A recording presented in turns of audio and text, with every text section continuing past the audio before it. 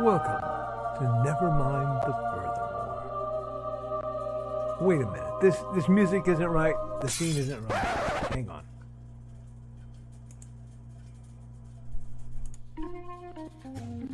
That's more like it. And now it's time for the show for all creatives. Nevermind the Furthermore. Your source for conversation, inspiration, and fun. With your host, Nicholas Anthony Tockert. He's an artist, a writer, a swordsman, and a game designer. He knows how to use the sword and axe in historical battles without anybody getting hurt too much. He's also the Manatee Man, Master of Marketing. And he may even have a guest or two. One thing, though, to be certain. Just don't call him a cryptid. With that, it's about time for the show. So sit back, enjoy, and have some coffee and chat with us.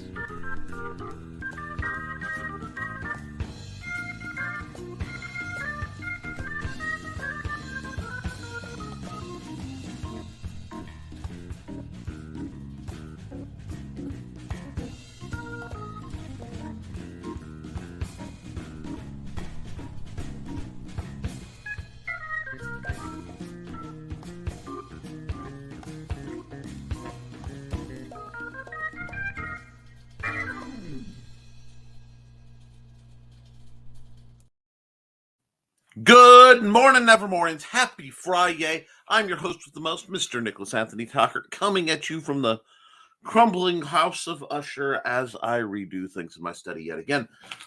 Before we get into the accountability and enchantment that happens around here, let's talk about how we pay our bills. First and foremost, a huge shout out to Joe Bachman over at Joe Bachman Technologies, who has been instrumental in keeping the lights on around here. So go to bit.ly/jbtechapps. He's also the founder and creator of indecd.org. That's the Independent Creators Directory, a white pages for small business artists, writers, game designers, musicians. It's a way to get there without the hassle of social media. A one-stop shop, if you will, for creatives. If you are a creative, please reach out to Joe Bachman. It is a wonderful site to be a part of. And it gives stable hosting in this time of instability. We're also made possible by sales of the Big Stumpy Robots core book and all the novellas. Remember, folks, there are 2 novellas already out in this series and several more in the works. There's some lore here for the people who are just looking for good sci-fi stories, and for people who want old-fashioned mixed unit drag out miniature fights and blowing things up on the table. Big Stumpy Robots is just for you. We're also made possible by Hybrids, the Sons of Gods, the role-playing game.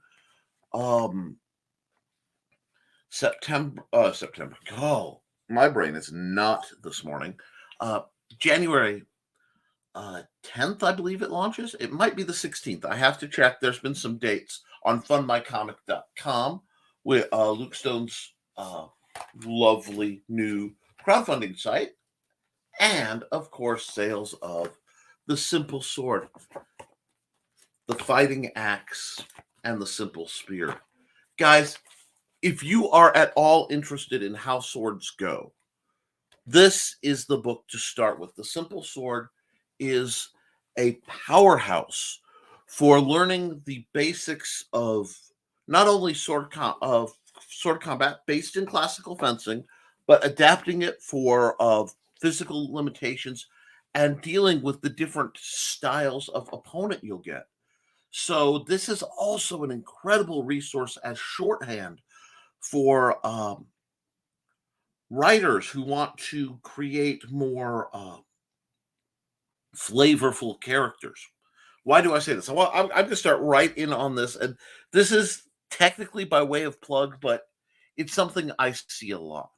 When you are dealing with writing sword fights, when I watch them on television, in films, YouTube, wherever, when I read them and I watch them in my head, and when I see them depicted in graphic novels and comics and manga and all that, we have to be careful because sword fighting is as personalized a art form as cooking, as speech or song, and it's just as regional and it's just as personal. So if we want to write, even if they're using the same weapon, the approaches can be dramatically different, and the mentalities of the individual can be different. And I can't stress enough how important understanding that is for creating characters that people both feel are organic and are interesting. It also lets you get some of the verbiage to define what they're doing, because what it can be very hard to say, well, he stabbed him with a sword. Okay, that sounds good, but parried to the outside, driving his sword away, came in with a linear thrust, driving the blade into the heart of his opponent. Now we're getting somewhere. And to write, you have to know. Or, as all of us writers who don't want to admit it, but it's the God's honest truth, if you don't know, you fake it. But you fake it with as much information as you can cobble together. So for writers, especially, uh, the Simple Sword is a great resource because it doesn't just classify people by, oh, he fights this style. I've developed a system in there, and I don't talk about it enough, of analyzing your opponent to develop shorthand. Are they a dancer? Are they a sniper? I've developed terms in very plain English so that you can look at how a person is likely to move to predict them. This is great for learning how to analyze, because my goal with that book was not just to teach people how to pick up a sword and make it go. It's in there. I may make a variant book that just focuses on that, but it also teaches you how to read opponents and then read yourself. So this is a great book, and the series expands into axes and spears, and other books in that series are coming as well. But as we go into 2023, a lot of us are getting in shape and testing ourselves. If all goes well, I will be participating in the 6-second challenge to kind of help merge the worlds of RP gaming, role playing, and actual swordsmanship, to answer a question that was posed to me about how many shots in a standard D&D combat turn can somebody throw. Now, I know it sounds like I'm talking for my my Friday night show, and this will be covered in my Friday night show, but I'm not, guys, because I'm looking at it from the angle of one of the greatest resources for writers is role play. RPGs, role-playing games, are one of the greatest improvisational experiences for the players, and for the game masters or dungeon masters, if you're going, in a D&D ordained product, whatever. You learn pacing and plot and how to set hooks, because the same methodology you used to write an adventure makes a very compelling story. And for those of us who have, shall we say, unruly characters in our heads, those of us who want to write about characters and sometimes they decide, no, I don't want you to write about me at points.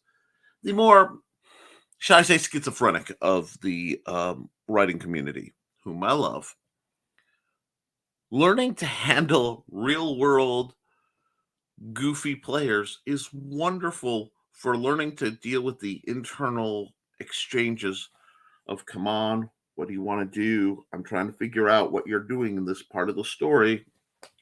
So look at it that way. Also, because I never do anything for one reason, I'm fat. I have been working for now a couple of years to regain function and nerve function due to some ailments and put on significant weight.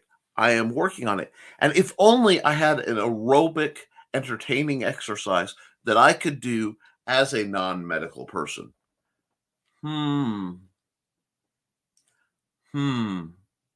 Because really, what's more fun and more fun to say? Oh, I'm getting in shape. Oh, what'd you do? Yep, I did my morning calisthenics and I did my jumping jacks and I did all that. Or, well, you see, I've been training to be a better swordsman.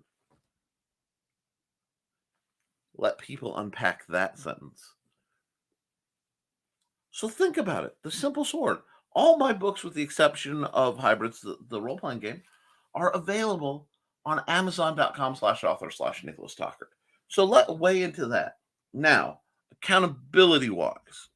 Accountability has been very interesting for me last few days because I've been trying to parse out an assessment on. I feel like Richie right now because I have so many projects that need working on that I have to stop and go, okay, I have to prioritize this, this, and this because they're the closest to completion. I want to get this, this, and this done. And I have deadlines looming for a few other things. So how am I going to organize it? So I'm going to open up my question for the day. How do you, as authors, especially those who engage in multiple projects at the same time, if you do, and if not, the logic behind not doing it is valuable too. How do you keep it straight? Do you have a wall of post-it notes, both physical and digital? Do you have a preferred planner? What are the techniques for organizing your writing appearances? Your writing projects. Your appearances are part of it, and balancing the need to promote, the need to create, the need to edit and review, and the need to rest, because rest is part of it too. These are very important questions, both for new writers who want to write, on new artists, new comic book related folks. That's artists, authors, pencilers, all of them, and even game designers. How do you format your stuff and keep all the balls in the air while you're juggling? These techniques are things that people need. And I have my system, which I am working on. I'm taking some time, it's early in the year, to fine tune, because I realize, for me, to answer my own question a little bit, I need to step back, look at all the projects I have going, and preload it so that as I go through them, it will be easier to function. I also want to remind everyone that we have a very special episode next Wednesday. Yes, we will have our normal Monday episode, but next Wednesday, I will have a guest, our own Brian K. Morris. So I want to hype that up. And we will be talking about his GoFundMe project for Amy Hale, why it's important, and what his rather impressive goal is. So we're going to look into that. Now, if you think we're going to stay on topic alone, you don't know us very well. So I want to be sure to promote him. I also have new ads coming. Anybody who saw Nerd Bacon knows I'm battling internet service provider issues a little bit right now. So I've not been able to upload a couple of the new videos that should be up. But I will be running what I have for the people who have politely requested it. And we'll see how that goes. Now, but I've been going for 15 minutes, and I like to keep my intro to the show about that. So let's hit the comments, and then we'll see who's in. And I tend to reward attendance with ads. So let's get all Ooh, okay. I must have asked some good questions.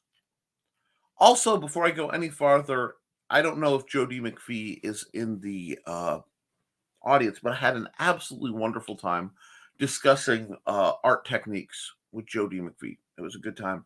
And a huge shout out to Dan Hollifield, who I was talking to far too late into the day. So, and the rest of the folks at Last Man Standing, I made a rare late night appearance. I am suffering for it. First through the door today is Richie Asplin. Have to run Misty and myself for blood draws this morning. Probably be late for the show. Just wanted to stop by and drop a like before I forgot. Well, and as you can see, my internet is clipping in and out today. So if I end up having to call the show early, folks, I do apologize. I'm going to be chasing that down before things get worse. But thank you. Please hit a like on the show if you're enjoying it and share it so that not only am I, because most people here, I promote your works best I can, that gets your works to more people's eyes and a little bit of mine. So thank you, Richie, and hopefully you'll be able to come in. My voice is shot today. 1 second. Well, you know what? I don't need to 1 second that. I can go for a little while. We'll go Carl Witzman. Morning, everyone. Good morning, Carl. Had a great time with you last night. Accountability. Did some work on a spy novel. Really? All finished with work on one ad, except for the voice actor, appearing on Michaela's Tidbits and Scribbles next Tuesday night on YouTube. Wonderful. Hey, everyone.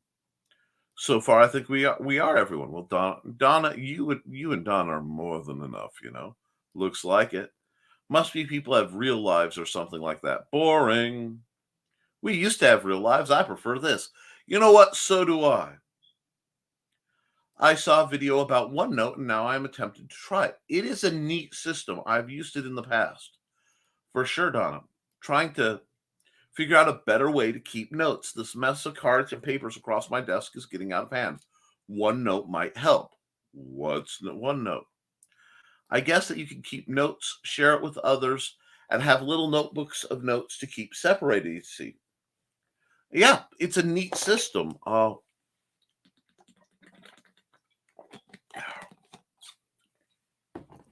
used it for a while. I found occasionally it had some annoying drains on my Wi-Fi and internet because it has to update all the connected boxes fairly frequently. This is why I live in the Google Docs Drive environment right now, because I'm a Chrome guy, and I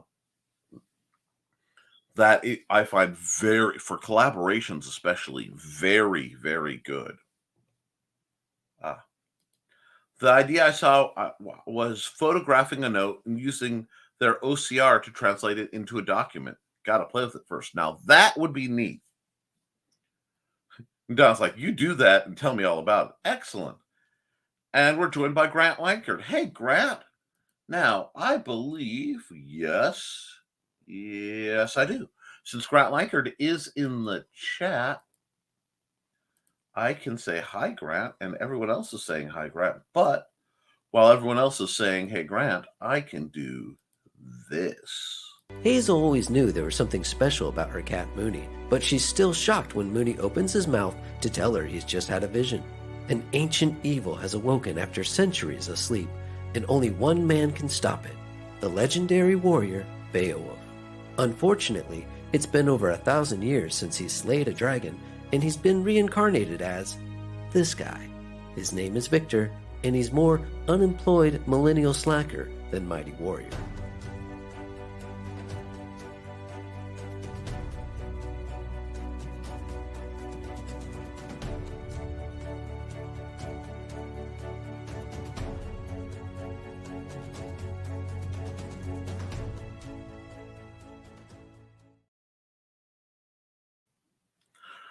I think Beowulf is a really neat title. It's a great premise. And I'm going to say something, and this might be a touch spicy, but it's kind of nice to see some heroes who aren't depicted in the full heroic extended proportions. Sometimes I think having a character who isn't built quite like Conan occasionally makes them seem a little more heroic to me because it feels like they have to work for it. A character who's super strong and depicted as, ripped and super strong, you expect them to do the super strong things. It almost can feel like, well, duh, of course he can throw a car around or, fight a dragon. But Beowulf in his historic depiction was what we call reasonably strong looking. He looked like a fit person looks when they're not like hyper dieting and hyper going for show and stuff. So I find that interesting. I'm increasingly entranced by the different approaches to character design, and I tend to like them to be either very realistic or very stylized, and I don't middle in between much. So it's a neat title. Anyway, and yes, I'm talking about it artistically. I do that sometimes. Let me get back because we had a comment dump while I was babbling. So give me just a moment. And Carl's greeting Grant, and everyone's saying, "Hey, Grant," and "Happy birthday, Cookie Morris." I'm not going to sing any more of it because I don't want to get sued. But happy birthday, Cookie. I hope you and Brian are having a wonderful time and catch this in the rerun. Carl says, "Wow, took a lot of handwritten notes, used Google Lens to copy it to my phone and computer, pasted it into OneNote, and even with my writing, there were only 3 errors. That's fascinating. I will have to play with that." It's Nick. Yes, it is. Morning, all. Morning, Nick. Good morning, Jody McPhee. I'm not going to broadcast our conversation unless, Joe suddenly decides, it's okay, because it was an interesting critique and a great educational episode in something I worked out for him. But I'm just so proud of Joe, and I'm genuinely impressed because it takes a lot of courage to talk to somebody about being critiqued and maybe focus on some stuff. And we read many of the same books, we just read them in different ways. So it really was fun to be able to lay out some suggestions and have that camaraderie where you're going back and forth as artists. Well, will this work for me? Why will it work? I like this. Okay, cool. Well, have you tried this? Da da da da. That kind of tit for tat conversation is something that I hold golden, because that is where wonders happen. And I expect to see some really neat things out of Joe as he puts in the work to do some tweaks and expand his skill set. I'm trying to do the same thing. Just as there were some detail things I wanted to discuss with him to, I don't want to say impart, but suggest a little more focus on. I've learned a lot from his art from very different, as I said, very different body types. I like to see diversity in body types, and that is one thing Joe does. And with a few tweaks, it will be much better. And I'm looking forward to it. That to me is the mark of maturity. When maturity bypasses the maturity exists, sorry, when one can bypass the urge for protective conflict and engage in collaborative, constructive effort to improve everyone involved. That's what this show's about. That's what I try to be about. So it was really a pleasure.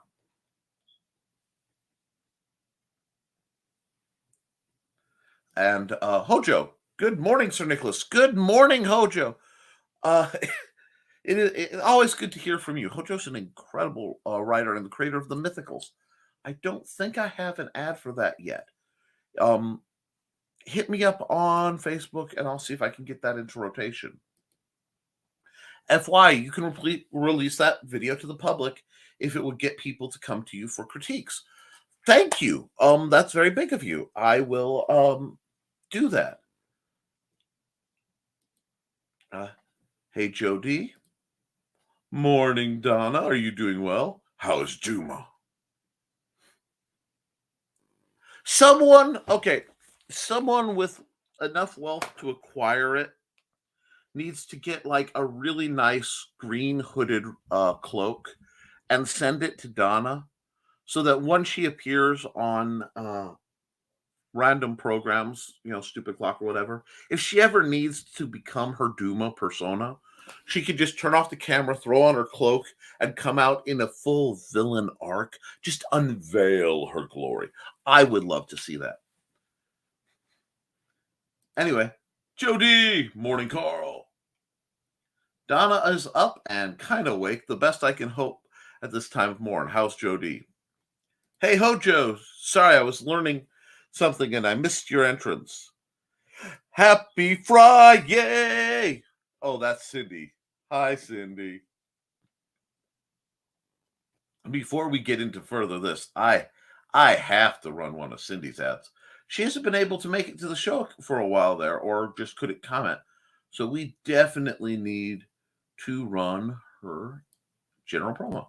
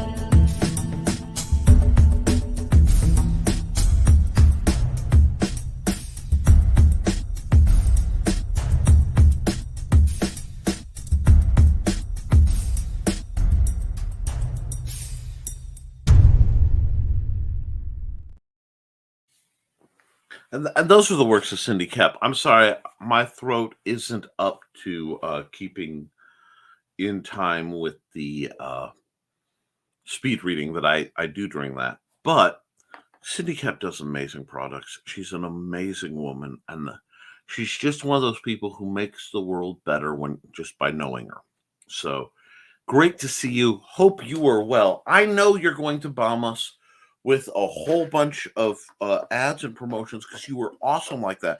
But please don't hesitate to talk about how you're doing and what you're up to too, because we all appreciate the plugs, but we also want to hear more about you, Cindy, because you are awesome. Speaking of her being awesome, get all the Nick's big stompy robot stuff and Mortal Kombat stuff. You will not be disappointed. Amazon.com/Mr. Nicholas Anthony Tockert II. Thank you. And yes, Art and Tales is shipping to everyone but me. I haven't gotten my copies yet, but then I ordered 10 of them, so it's probably a production delay. I can't wait to get those in my hands.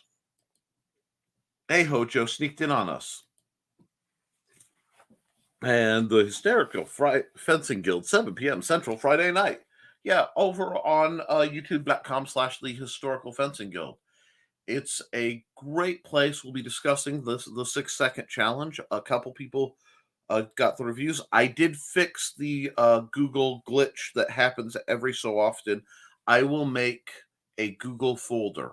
I will make it public to anyone with the link. And that I will close it all down and come back later. And sometimes it's not still public to anyone with the link. And I have to go back and make it where they can edit it again. It's an ongoing thing. I think I keep forgetting to hit a toggle on original creation, but that folder is open. Nick also does cool art. DeviantArt.com/Nick T. Yes, I do art. In fact, I'll take a moment. Do the little kid thing. this is what I was working on while I was on Last Man Standing, and I was talking to Dan Hollifield. Just a nice little mecha pilot. I may use her in some upcoming materials. If not, I'm starting to artistically feel like me again, which has taken years. But it's nice to come back to pen and ink and just do it old-fashioned and see what's grown from my digital practice. Don't forget to tip your host. Yes, if you would like to get either we can set up something for a custom shout out or a you just want to help me keep the lights on, or you're just feeling generous because I've had to live with this face. Feel free to make donations to paypal.me/Nicholas Tockert. I try to help people, and the money that comes in usually gets routed back to means to help people. Now, let's see. I gotta find where I was because there we are. Cool. Again, Amy Hale's Neurosis. It's a book, sillies. Normally, I would not run an ad this quick, but one, Amy is financially having some problems, and I want to help her. And two, I put my money where my mouth is, and when I don't have money, I put promotions. So here we go.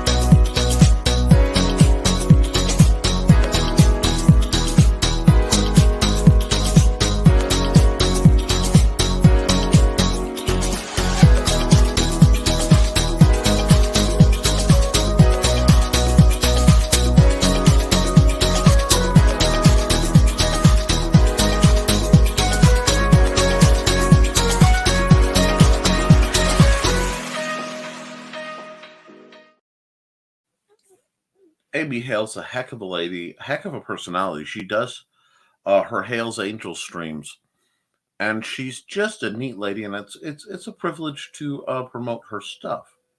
Looks like we've got some more comments. Let's get back to where I was. There we go. Okay. Also, there's a GoFundMe benefiting Amy. I don't have the link. I think Brian is running it. Yes. It launches, I believe, the 10th, and Wednesday show is the 11th. Yes. Wednesday show is the 11th. The show this launches then, and we will be talking extensively with Brian K. Morris for the Wednesday show. And that's one of those where it's going to be clear the airways, clear all airways for the big transmission. Speaking of Brian, go get a story about a snarky chick with liquid armor. Smashwords.com/search. Brian K. Morris. She's talking about Volcana. LOL, we were just discussing that earlier, Nick, at least for me, looking at OneNote to organize a bit. I seem to be, especially with Carl and Dan Hollifield and a few others, a lot of us are falling in line where we're all doing the exact same processes. And we've looked at our situation and trying to improve without expressly discussing it amongst ourselves. I find that interesting. Let's see. Cindy says, I keep projects straight with a spreadsheet.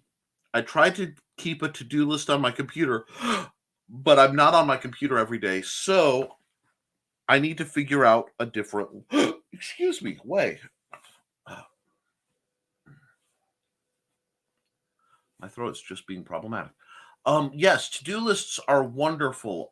When I can get in the rhythm to keep track of things, I usually keep a small notebook in my shirt pocket, and it's my brain, basically. And I'm very particular. I believe they're called smart books. One side is lined, one side is a little bit of graph. It's about this big. They're blue. I get them at Walmart when I remember to pick them up. Wonderful little notepads. I haven't had one in a while because I haven't been able to find them. Perhaps that's part of why I am so discombobulated of late.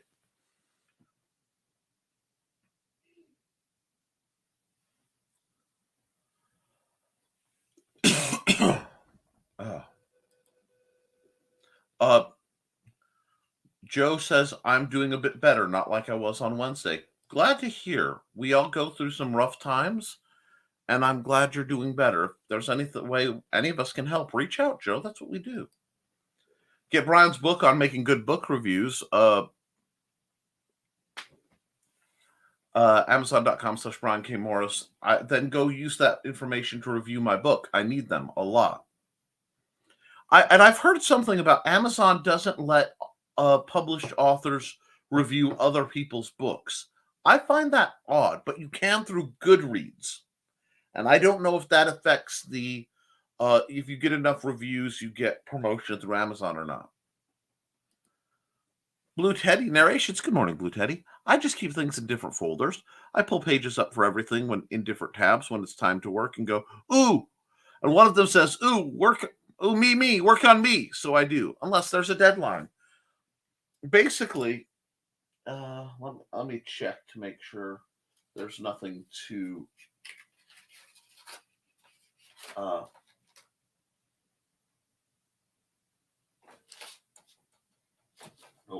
need to. And yeah, I'll show you part of it. Okay, part of it is my wall of knowledge. These are references and notes and things I need to look up and things I need to do, because I'll set up whole projects and then they will completely fall off my mind. And that's why I'm big into fire and forget methodology. Things won't sell themselves, but if I get them on Amazon and then I release them, then that part is done and I can move on. Patreon.com/the Hysterical Fencing Guild. Dang it, you got me saying it now, Cindy. The Historical Fencing Guild for more fencing fun. Yes, about that. The Historical Fencing Guild has Patreon, and I put up a poll. I've also made it my first public poll on the Historical Fencing Guild, the Patreon, about what video content do you guys want to see. That I normally am very strict about. This is for patrons. This is for everybody else. But I try to be. My patrons are like, well, let everybody else have it, because we know that that's what you're about. So I'm experimenting with this both as a way to draw attention to the Patreon and to make sure that I am better serving both the people who pay me for what I do, because, I believe, and it's a funny method, but I believe. Hold on. I do the job, I get paid. This right here is the methodology, folks. I do the job, I get paid. I'm going to do a different version of that fits the screen a little better. But I need to do that. And part of my job is catering to the people who want my services. So we are working on that. Now, I have to get back to where I was yet again. There we are, more fencing fun. Add Donna's greeting, Blue Teddy. And Sydney's saying patreon.com/Brian K. Morris for Volcana 2, and asking if you like sci-fi, and going to www.bearpublications.com. Everyone's greeting Blue. Raul Cruz, has his art can be found on bit.ly/bearpub. It can also be found at www.subscribestar.com/Raul Cruz if you want custom stuff, and artstation.com/Raul Cruz. You also can find the colorist of Animali at www.deviantart.com/Raider05. And there's just a lot of great ways to contact the artists who are doing these things. And Cindy, please reach out to them as a friend and coworker, and tell them about the Indeed, the Independent Creator Directory. I haven't found the rhythm because it's relatively new to how I want to say that, so that it becomes ingrained that it just spills out. Like when I say support Brian K. Morris at Risingtide.pub, or support Cindy Koepp at CKOEPP.com. When I find the balance, it really helps. OneNote is a nice little thing that's part of Office, and I've had to back out of the Office suite since it went it's the subscription model, because I am frankly tired of renting files. I'm tired of renting programs. I don't like that model, especially when there are so many alternatives that are free.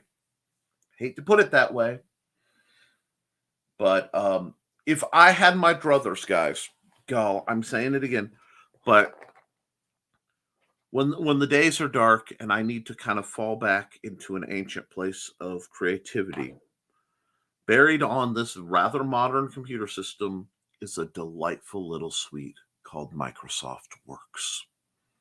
And every time I fall back to it, I feel like I'm coming home. Because it is not shiny, it is not spanky. It does not have a lot of the high-end features, but I'm a fairly casual user in the way I use things. I want it to go and not get in my way. And I don't want to pay for it again and again and again. So I am a huge fan of the Microsoft Works format.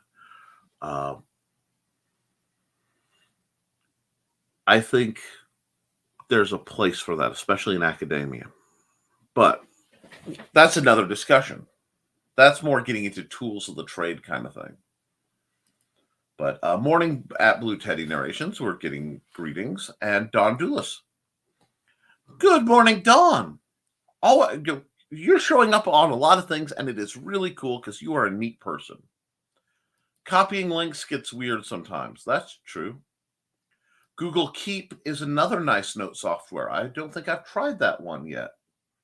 I have a dozen OneNote notebooks. Hey, Don, Rich is back. And Nepalese Fantasy is coming. In the meantime, getting help for caretakers is here too. Victoria Adams on Amazon.com. Richie says, I tend to transcribe a fair amount of my note cards on OneNote. I have a thought, friends. It's percolating in my head, so I'm talking through it. But perhaps there would be a way to publish your note system to show other aspiring authors how it's done. Now, I know Richie has several programs, and we could easily, through a share screen function, go, this is how I do each and every night. Anyway, sorry. But I think actually showing the systems we use might really help people and might be interesting to the more aspiring authors and those of us who are prone to, let's face it, I am an entity that lives in chaos. I am slowly digging out of it, but I know a lot of people are there. Let's see if they can help them. Donna Carly saying, hey, Rich. We got more greetings, and good luck with OCR. I used to have a smart pen. It worked great for about 6 months. Then, wow, If I needed to develop a foreign language, that might have done it.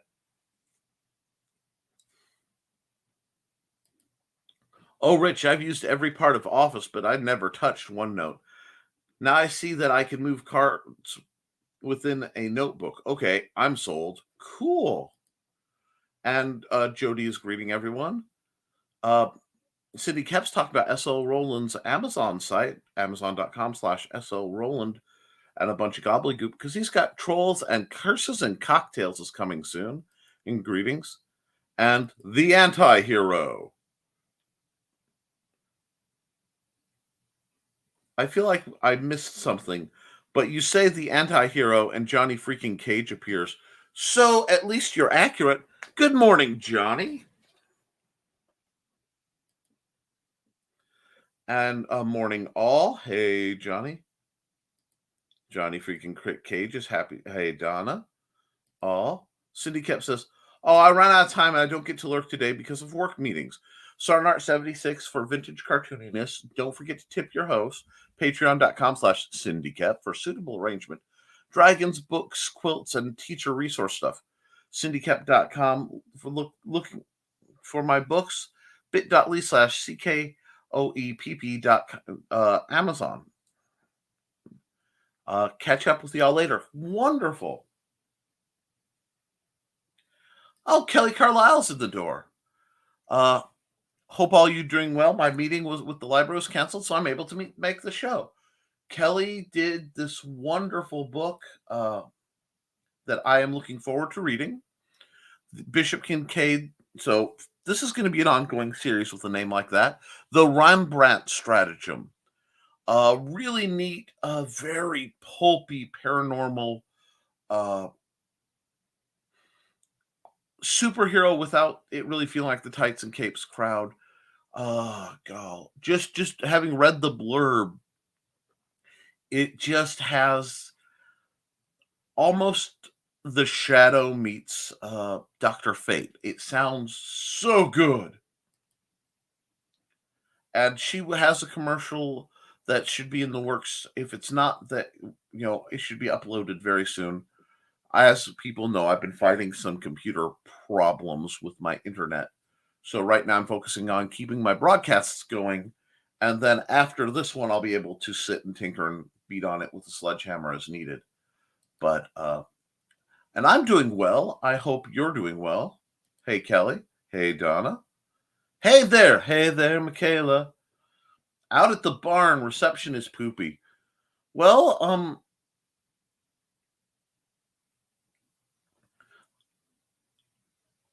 I'm sorry. You said out at the barn, and my brain was crossing roll, roll, roll and see hay from Young Frankenstein to I can't remember his name, the stable boy from Elvira's Haunted Hills, and it just tried to turn into a Michaela book. Anyway, Michaela. Hey, Kelly. Michaela. Everybody loves Michaela. Poopy Reception is another good name for a rock band. Morning, Michaela. Nick, Glenn. It's always good to see you, my friend. Hoping that life at the other side of the pond is doing well. I've been networking and typing more networking. I have a lunch date coming up I can't talk about yet. Ooh. Delightful, Michaela. I love hearing little. Oh, that's not spilling the tea, but a little bit sloshed in the saucer, and I am absolutely here for it. Morning, Dawn. Donna Carleen. That's right. There's a lot of love there. LOL at Carl. Dawn's plugging Michaela. I will be going live on her page at 2:30 today. I'm sorry, 12:30 today, Central. Okay, then I will make sure the show is wrapped up certainly by then, so that there isn't conflict. Thank you for letting me know. Hey there, Donna. I mean, unless like something happens really massive in the chat, which has been known to happen. Hey, Glenn. Michaela, are you free tonight? Wait, are you free later tonight, if you know what I mean? Hey. Agent Zero says, hey, Justin. This is Justin Sweet, Agent Zero Studios. He does Chrome Dog. It's a really neat title. That mech pilot pick is amazing, Nick. Thank you. Like I said, I'm trying to get my mojo back, and I really want to push back out of just doing the one-shot pinups and stuff that I usually do and do more sequential. But I'm going to ask comic book folks, do you think a black and white title in roughly this style of art would sell? I'm serious. I would love your opinion. It will likely lean more towards the graphic novel than floppy format, because when I double down, it will be doubling down. But I'd like to hear your studied opinions on top of that. And Michaela's like, I will be available after 9:30 p.m., Carl. Thank you. Between the hours of 9:30 p.m. and 1 a.m. Hey, Carl, we've got greetings. Sweet. Awesome. Amy Hale's Neuroses is even better than my last book. There, I said it. Move along. Nothing to see here, but get her book. I loved it. And Kelly says, Amy did a fantastic job formatting my book. If you need book formatting, she's your girl. She's very affordable and reliable. I could not have gotten my book done without her. That's great. Anyone who speaks to Amy frequently, have her connect with Joe Bachman so if she hasn't. I believe she has, but I want to make sure she has.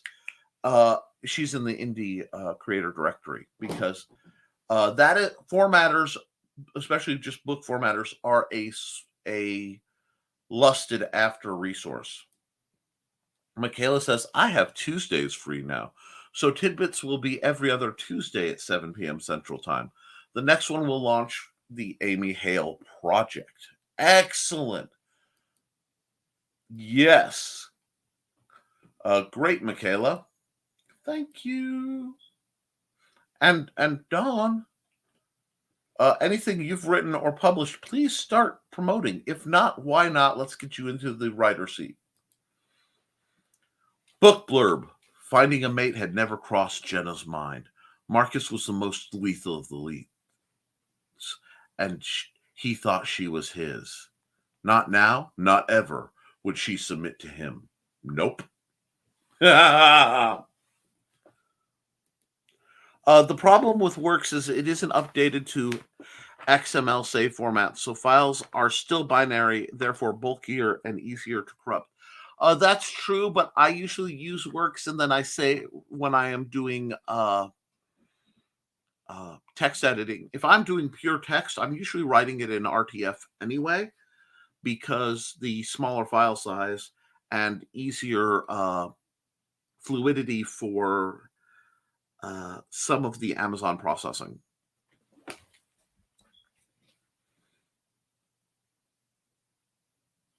Chaos is my preferred state of being.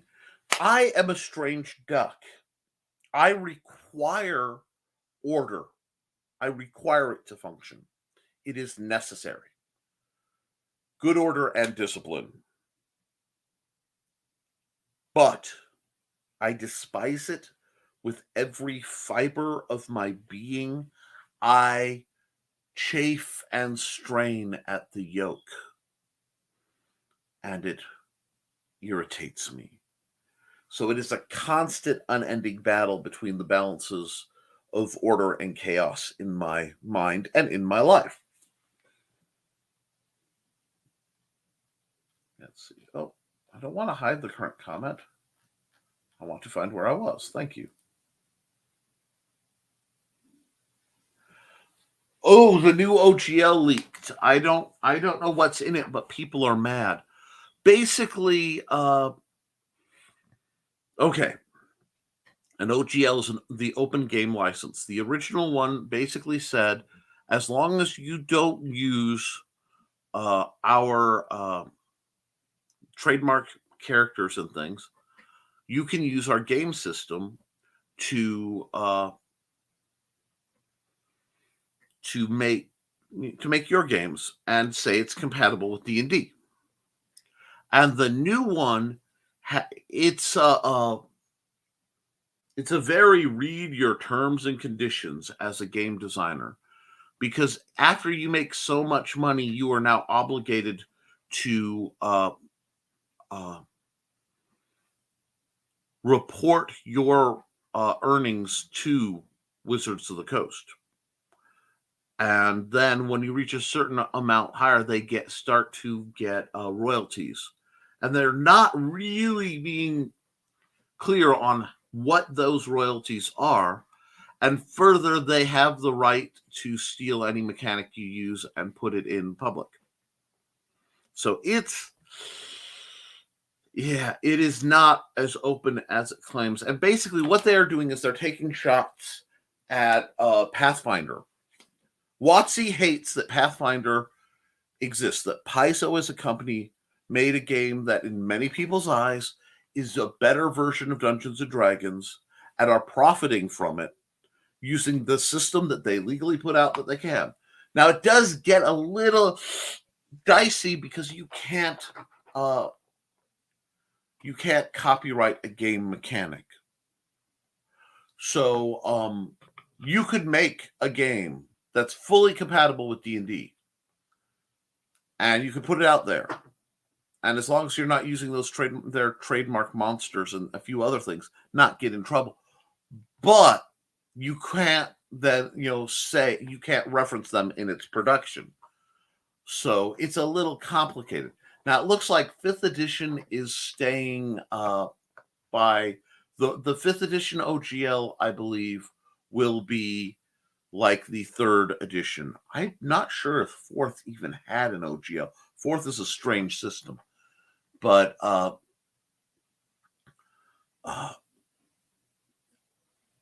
the new D&D Beyond, D&D 1, it's just woven with D&D Beyond, is going to go by OGL 1.1, which is all this weirdness.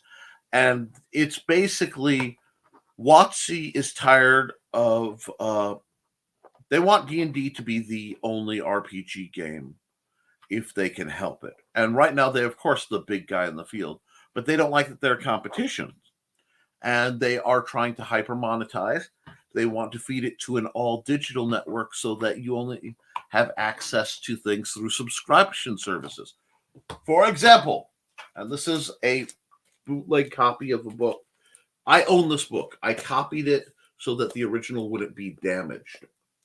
I lost a ring. This is my laminated copy of the first Dungeons & Dragons book I ever used.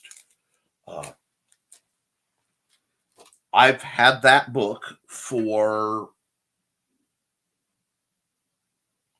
35 years, and I've been able to reference it and run games out of it. And I learned to homebrew by building on that. That's where my game design career came from, being too broke to acquire anything else. So I would have to homebrew out, and that teaches you a lot. This is going to upset a lot of people, and it's the increasing pattern.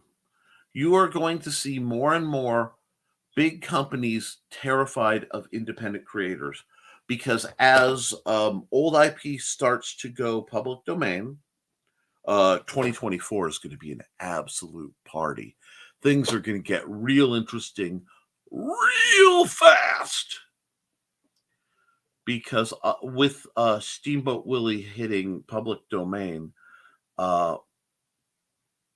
Mickey's images are all built on Steamboat Willie. So the Disney logo is built on Steamboat Willie. It's going to get interesting, folks. That's part of why Disney is cracking down. That's why there's this whole huge push by Disney, Warner Brothers, a few other companies are going around. If you're selling fan art or you're using logos, that's piracy. And while, most people on the customer level don't care, they're coming for folks now. Now, usually a cease and desist is enough to stop most folks, but that in some cases it doesn't. So that's going to just, the world is ratcheting up to oppose what the rebirth that happened because of the 2020 lockdown. Because of the 2020 lockdown, a whole lot of creatives had a moment to think. A lot of people got to sit out of the rat race, catch their breath, and realize they're never catching the cheese that's promised. In gamer parlance, the cake is a lie. And from there is this huge explosion of creators making things for the customers and not needing big companies, not needing anybody. You create with the customers, you get paid directly or through a crowdfunding service in some cases. You don't need that. Or they do things like, the print on demand, like with things like Lulu, or I'm still attached to the Zon. This scares the living heck out of regulatory agencies like the IRS and the corporations, because they don't want to be replaced. So the corporations are lobbying the politicians, and the politicians are like, why, yes, we need to be sure to monitor. They're worried about the people who might be making more than $600 a year on their sidelines, not giving the IRS their money. Because frankly, fear of taxes is one of the single biggest things I have found that stops people from being more entrepreneurial. And it really is starting to be the big guys are scared, because everybody's kind of scared that the little guys, if we all figure out that we can basically function without them, why would we pay them? Now, I am not condoning piracy, nor am I condoning not paying your taxes. You should pay your taxes. But I think if one were to look at the actual large-scale gains, if the United States government were kind enough to actually impose taxes on everybody, yes, I am referencing a former president who just got revealed they paid zero income tax in 2020. And, companies like Amazon that pay next to no taxes, and Elon Musk's whole run on incredibly limited taxes.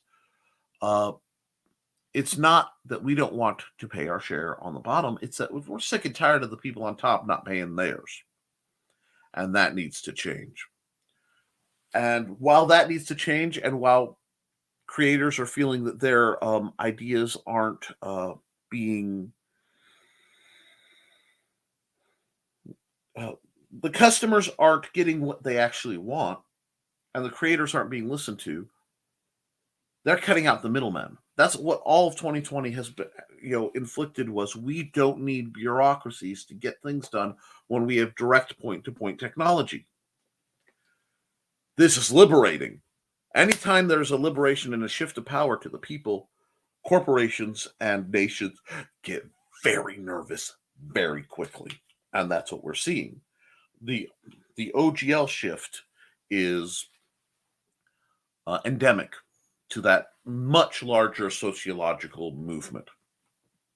Now, getting back, Carl Witzman says, now, most of the Microsoft programs are available as apps for free. So that helps a lot of thoughts. I think you go to the Microsoft store. Yes, I do use Word on Android. Ironically, the free suite is what I will use. I just won't put it back on my box. Good evening. We're joined by Radio Retrofuture. Good evening. And you know what? Let's run one of his ads. I've been babbling for a bit.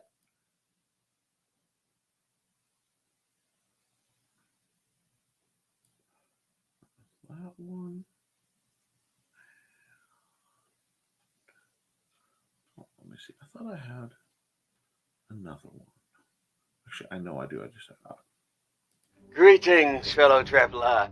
I am Dankard Lexicon. You're either here because somebody directed you here, or because of the strange currents inside the algorithm. In either case, welcome to Radio Retro Future, where we talk about steampunk and other forms of retrofuturism in pop culture. What is steampunk? Well, I'm glad you asked. Steampunk is a combination of science fiction and alternate history, wrapped in a delicious dough of Victorian pulp fiction and modern-day pop culture tropes. You still want to know more? Go check out our ongoing Steampunk Beginner's Guide, the series which explores the genre, aesthetic and culture. Or you can check out the community's musicians, inner teledrama, steampunk music for Fallout. Yes, a actual steampunk-themed radio station for the game Fallout 4 that is part of the mod Old World Radio 2. Or you can check out the Radio Retro Future podcast, where we have interviews with writers and other types of creators within the international community.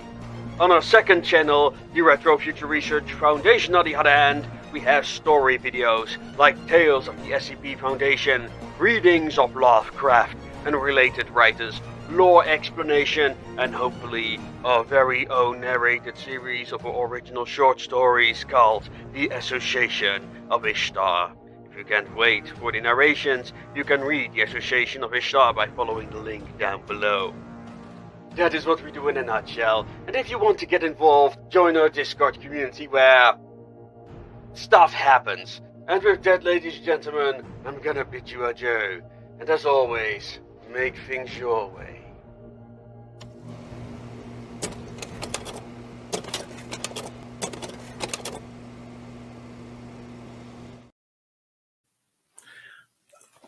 Bonsor does amazing things. He's got such a great international community of truly talented creators. I love people who are world builders, not just in fiction, but in reality. They connect people's lives and they facilitate communal growth. That is something I am all about. So it is a pleasure and a privilege to see Bonsor in the show. So good evening, Radio Retro Future. I hope you are doing well. And sure, as long as you're trying to sell it to the right people. Hey, Radio. SO just got home from the job interview. Fingers crossed. We will find out next week. You know what? I wish you guys the absolute best in that. Yay, Dawn. Can't wait to hear. Meeting time, gotta bounce. Paizo is far off. Paizo is far enough off. They can't hit Paizo. They're going to try because, well, it depends. I don't think I gotta look at the back of my playtest copy of the Pathfinder 2.0. Second E is a lot like a better fifth. And I think from what I've heard, and this is not confirmed, but I believe fifth is still operating or plan to operate under a standard OGL, like the original OGL, and then from whatever the D&D next, or D&D 1, yes, D&D 1, which will be 6th edition to anyone who's, actually sane in a numbering system. Not that D&D has a history of actual sanity. Will be the start. I'm not certain, though, and that's what's spooky. What? Oh, wait. No, Nick, there's a newer leak that doesn't have any amount threshold. Any and all money made off of their system has to be forwarded. It allegedly, leaks can be sus, though. Okay, then that must have hit like in the last 24 hours. That does not surprise me at all. And that just means that the third-party player base will stop at either 3.5 and build from that, which is a dandy system, or Fifth, if Fifth is that way, which is also a dandy and simpler system. It will be interesting to see where it breaks. And also interesting that they have claimed total compatibility from Fifth to D&D 1, but the sales of Fifth books have just dropped because a lot of people are like, oh, so it's not going to be supported anyway. Why should I keep deep diving in this when I know I'm going to have to pay for the new books and start over? This is the problem with the business model that they're using, is that they're forcing the customer with each update to buy the same basic concept books over. You get your player's guide with the new set of rules, the DM's guide with the new set of understanding more complex angles of the rules, and the monster manual with the things you fight and take their stuff, and then the many supplements and modules and such. But I think people are just getting tired of paying for the same concept, and when it gets to they want you to VTT everything and play it digitally, because then they can revoke. I have D&D Beyond. I have a free thing. I have a large selection of books because I was running a D&D program for the library. So I have access to a vast library of modern books through my phone. That being said, I still prefer OSRs like Basic Fantasy RPG, and they're putting their books out at $5 peak. I mean, my hardbound copy was $13, and I don't know how they're making any money doing it. I think it's all just literal labor of love, because I want you, but you can download all their books for free, and you don't need a spanky player. There are a lot of dice rollers that you can get, including one that my boy Joe Bachman made. So, and you can get that very inexpensively. Some you can get free. I like throwing money at Joe because, make it rain. But all jokes aside on that, I think this is a bad move for WotC. I think this is really going, this attitude and this approach. When word got out that they wanted to, that D&D was not properly monetized, a lot of folks got nervous, and this may cost WotC the D&D IP.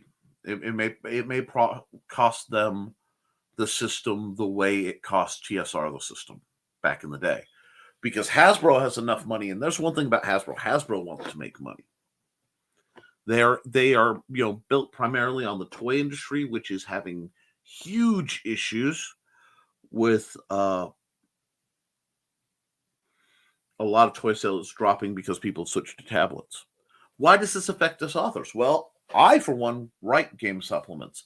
I have one that is literally sitting in limbo because I've been watching this, and I was seriously considering making it like 3.0 compatible or something. I'm probably going to have to scrap it, put it back to the side, write the whole plus the base +2 fantasy system, and then make that a module for that. I'm gonna have to completely sever any potential ties to D&D to stay fiscally safe. And I think D&D will as a as they say, a lifestyle brand, do very well, but it will falter at its core for a while, and that makes me a little nervous. When we're creating, guys, when we're creating IPs and world building, when we start to get multiple book series in, you have to start thinking about how are you going to diversify your IP. So Big Stompy Robots start out with a little tiny game and a bigger game and a couple novellas. I think I have 3 different ones in the works of that. I want to do a Big Stompy Robots comic book. I want to do Big Stompy Robots merch. I have a lot of things I want to do using the IP I'm building and keep into the spirit of things. So you have to kind of, when you're looking at the business aspect, when you start establishing things. So let's take a moment on that. And I'm going to put this here so I don't lose it. Kelly Austin is doing Bishop Kincaid. And right now it's the Rembrandt Stratagem. Great world, great characters. Where could she theoretically go with that? Assuming all the IP is hers and there's no other hassles involved, and I'm doing that for the simplicity of this discussion, passive income could easily be a print-on-demand merch site. It could easily be print-on-demand merch in a lot of forms, getting toys made of the relative characters or figures, branching out to hiring a game designer to make it compatible with an existing game, or a system to role play in that universe. Once you have your IP established, it's not just the story. It can be, and you can stay there, and there's nothing wrong with that.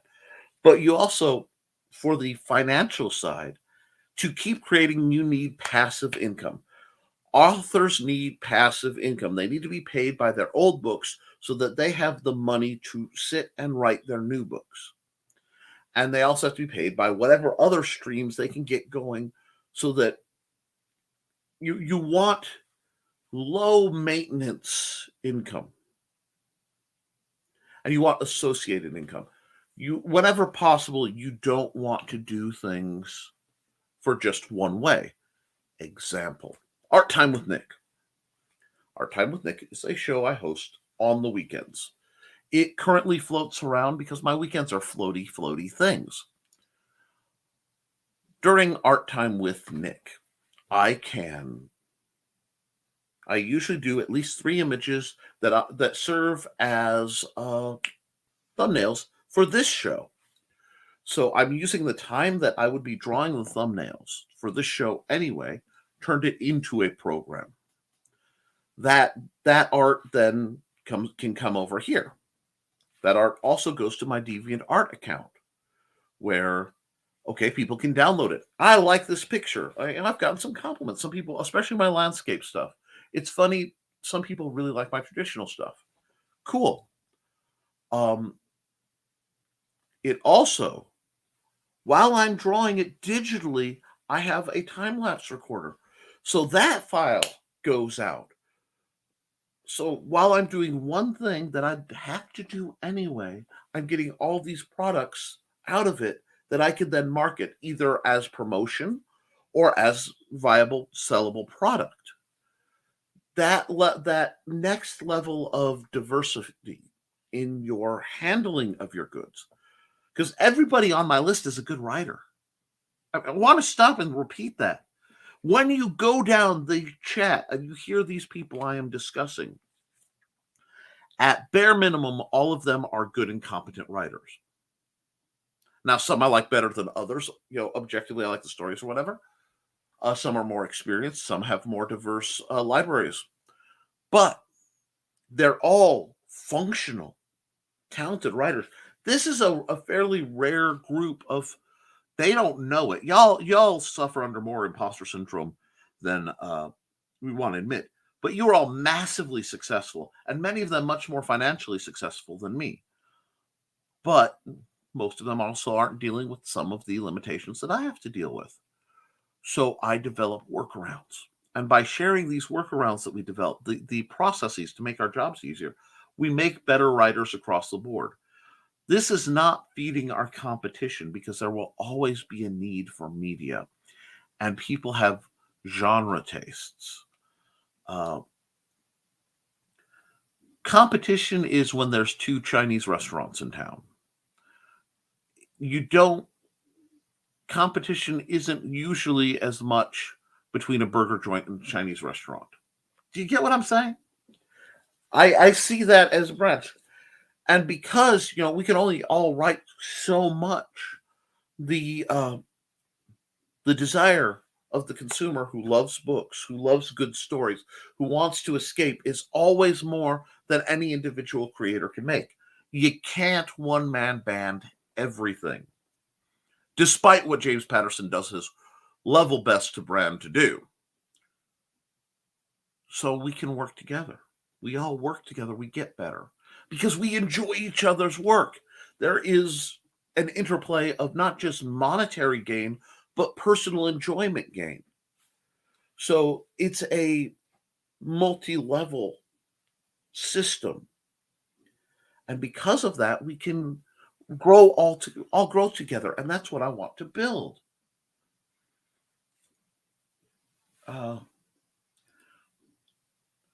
Joe says, Wizards of the Coast, a company I haven't followed in years. I play Magic. I love the Commander format. I'm late getting into it, but I have a lot of old cards, and I can play them in Commander.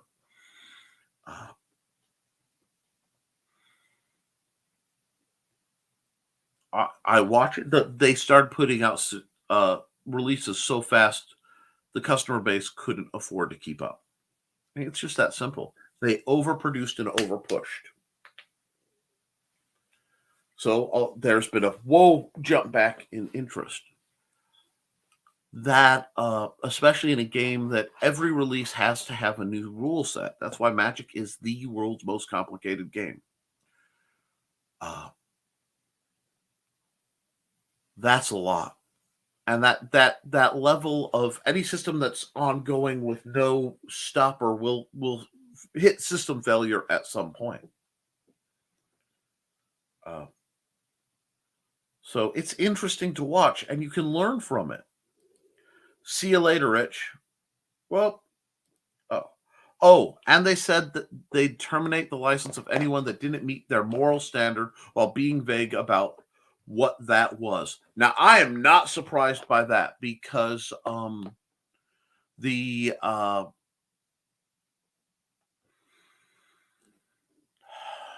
third edition had a boom. And largely due to the OGL, because when all you have to do is modify a... Okay, let me rewind. I'm going to run a parallel.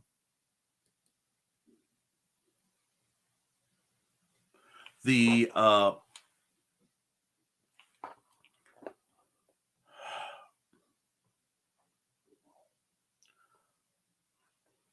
if you want to build a video game, you have to build an engine to run the video game. You have to write the code to do it. Or you can use something like the Unreal Engine, which basically they're like, yeah, you can use it. You make this much money. And then after that, you pay licensing if you make big bucks. And it's substantial bucks. That's the format that D&D is trying to steal, ironically. A lot of AAA companies are finding that it's just more stable and production is a lot easier to simply use the Unreal Engine and build things. The next Halo is probably going to be built in the Unreal Engine instead of whatever gobbledygook they do. D&D as a game engine, not a video game engine, is trying to do the same thing. But during the boom of a lot of independent games were made. And much like independent comics, some of them had, shall we say, extremely spicy and bordering, while I rarely judge people, I do have a few things I will judge on, to degenerate content. Because essentially role-playing is a consequence-free power fantasy. And some people's idea of a consequence-free power fantasy is troubling. So being able to do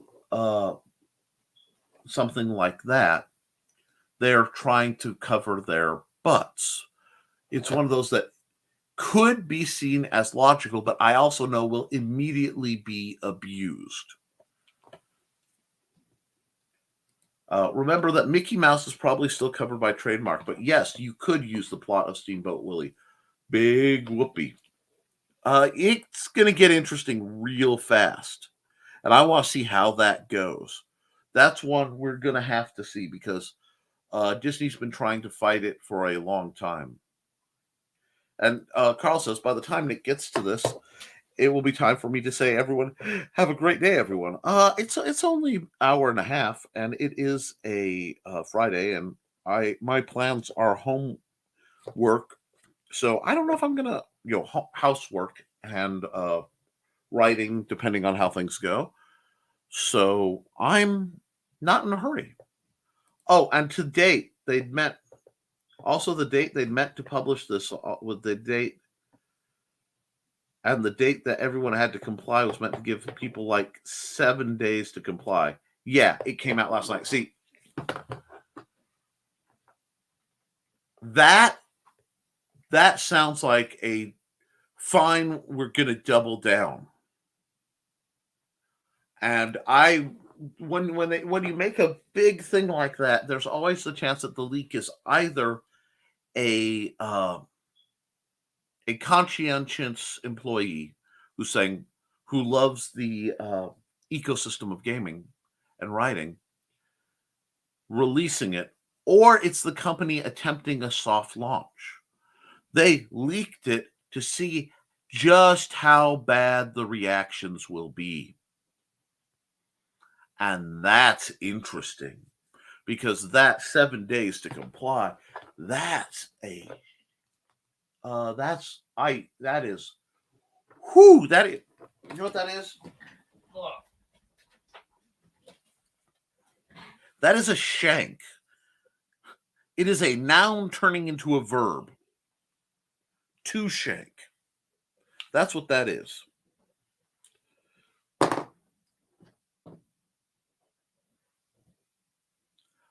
It was for all systems, as I understood it, older systems as well.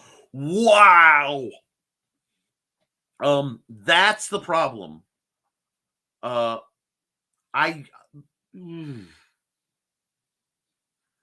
problem is the OGL was non-revocable. That was part of the original, if I remember right. So they should not legally be able to do that. They should not be able to backdate. No, we're changing it, and you can't.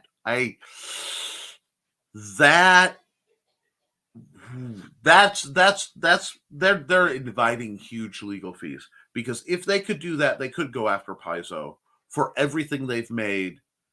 Here's a week, and you now owe us all the difference. And they're going after Critical Role. They're going after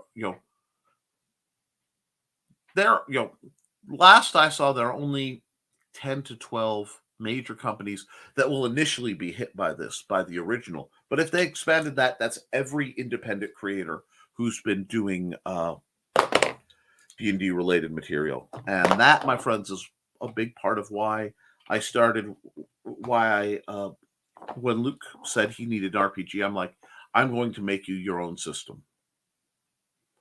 Because that's just, I'm not even joking. I'm trying not to vomit. That is, if that is how you're presenting it, that is incredibly troubling, and it is corporate monopoly issues at a level I'm not comfortable with.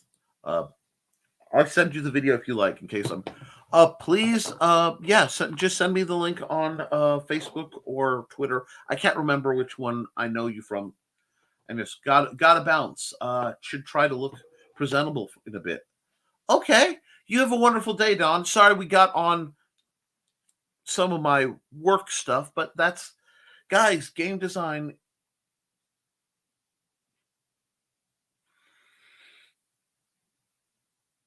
In a few months of game design, commission-wise, well, a couple of years.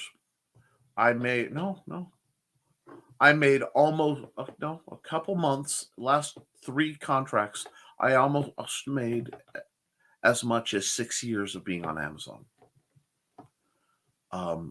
If I wanted to just double down and do that, I could almost make a survivable wage, almost. But it's time consuming. That becomes nearly a full-time job. And I don't currently have the ability to do that. That's why I'm so selective on my contracts. But it looks like I'm going to be walking that path real soon again anyway. So we'll have to see, because that's where, for me, money is. And yet it's still creative. I'm still writing stories. I'm still creating characters. I'm codifying other people's stories and other people's characters in such a way that they can interact all on the same plane and be relatively balanced. It's not easy. The group I'm playing with has already decided the game we're playing now is the last WotC game we play. Glad you're making alternatives. It is my pleasure and my mission. I have been working. I was an incredibly poor gamer. And I have worked for, the IPs and stuff I've done with Big Stompy Robots, and my game design has been geared towards the incredibly poor gamers, because I want people to be able to afford to have fun. So that's why I don't make much profit on a lot of my books. I make literally only a couple bucks on most of my books, because I want to get it in people's hands and I want to help people. Calvin says it's lunchtime. Later, I'll have fun. Yeah, I said the same thing on Discord chat last night. They probably could keep new content being made, but I don't see how they could touch things off. That's getting retroactive, and that's a problem. And yeah, meanwhile, we've been playing the same version of chess for eternity. And I'm going to tell you what. For the players, guys, for them to be able to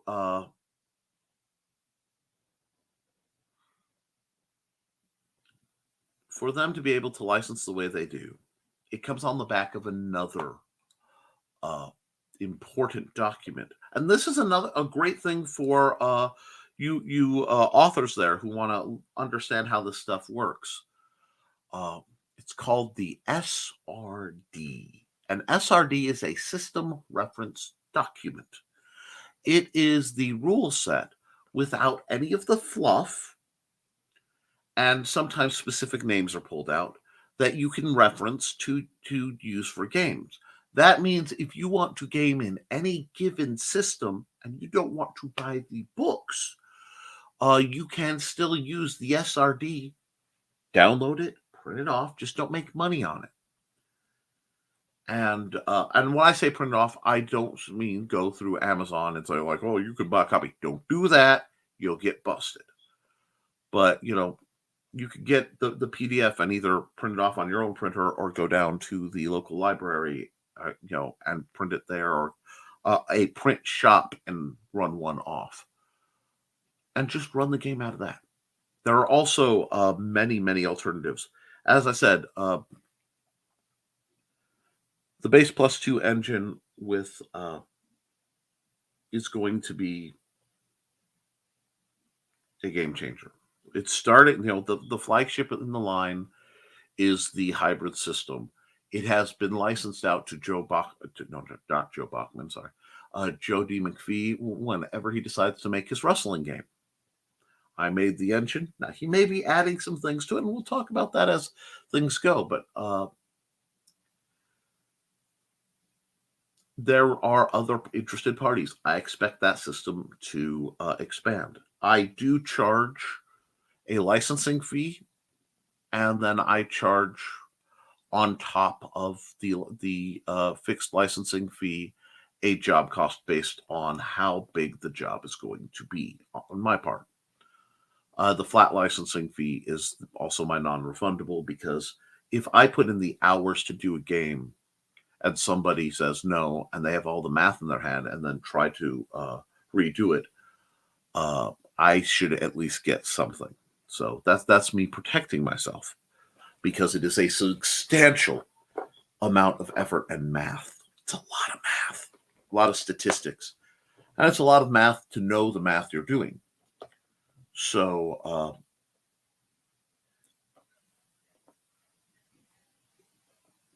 mastery is when you can take something and make it simple. Simplicity and efficiency is born from mastery. Getting there takes complexity and study.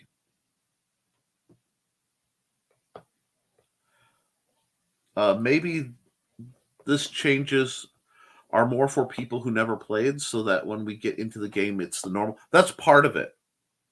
Like how kids are used to loot boxes. A lot of these changes make sense when you stop looking at D&D as a tabletop game and look at it as a video game. Like I said, they're treating it like it's a video game engine, and it's an interesting route to go. They're also planning, D&D is only going to, as we know D&D, it's only going to be about a quarter. They want merchandise and video games and then media. That's how they're going to monetize D&D better. But to do the things they want to do, they need to lock down control first. And they're forgetting that certain genres have a innate connection with independence and counterculture movements.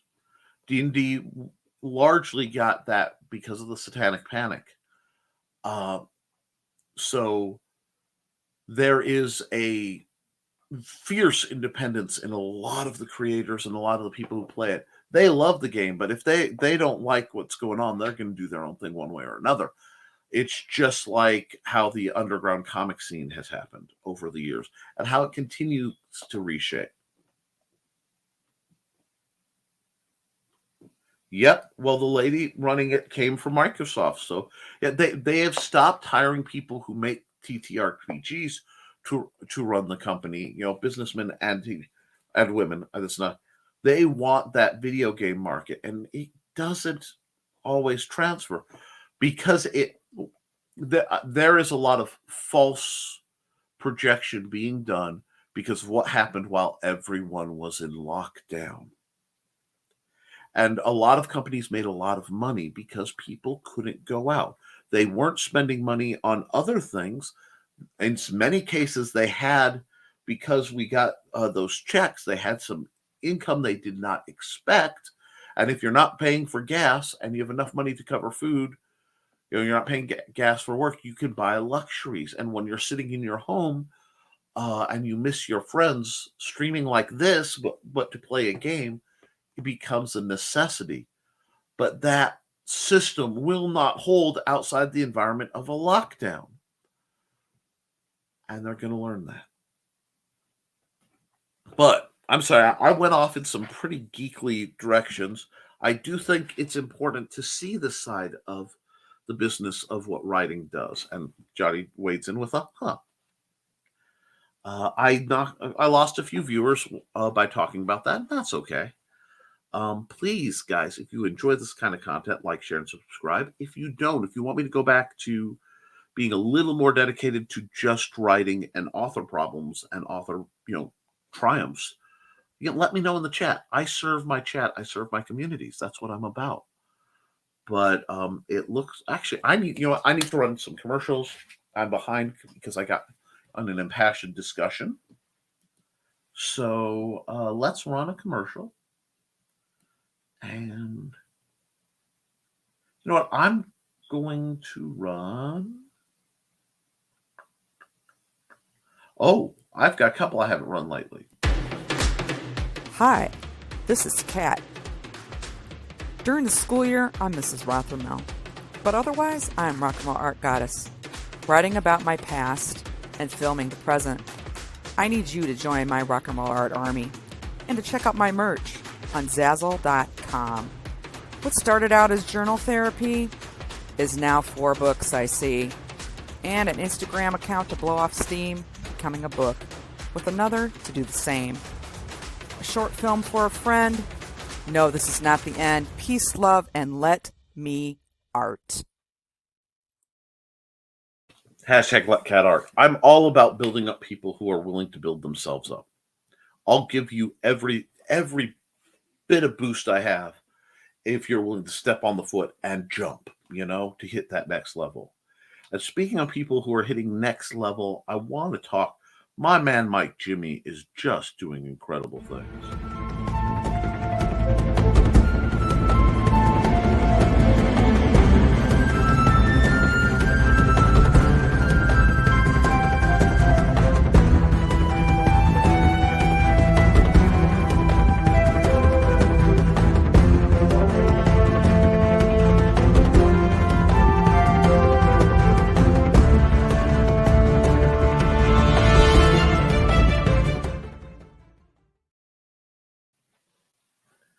And I enjoy that. Now, let's see. Let me check the comments real quick.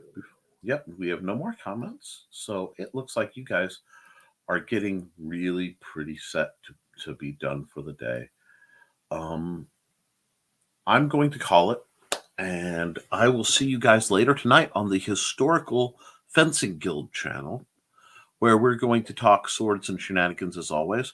If I can pull it off, I may be shooting a short video sometime between now and then of my version of the 6-second challenge. A lot of it depends on how my arm is feeling, and I twisted the heck out of it yesterday. So we will see. With that, please keep creating. Please support the people we've discussed and so many other great people here. And please let yourself... I know it can be scary when you see big companies moving and stuff, but if you create your own IP, if you do your own writing and your own work, you do the stuff either with yourself or with a group of people you trust, no one can take your accomplishments away. So keep writing, keep drawing, keep trying to get better, because you can always edit it. You can always tweak from it, and you always learn from it. But at the end of the day, my friends, you can't edit a blank page. I will see you next time for another episode of Nevermind the Furthermore.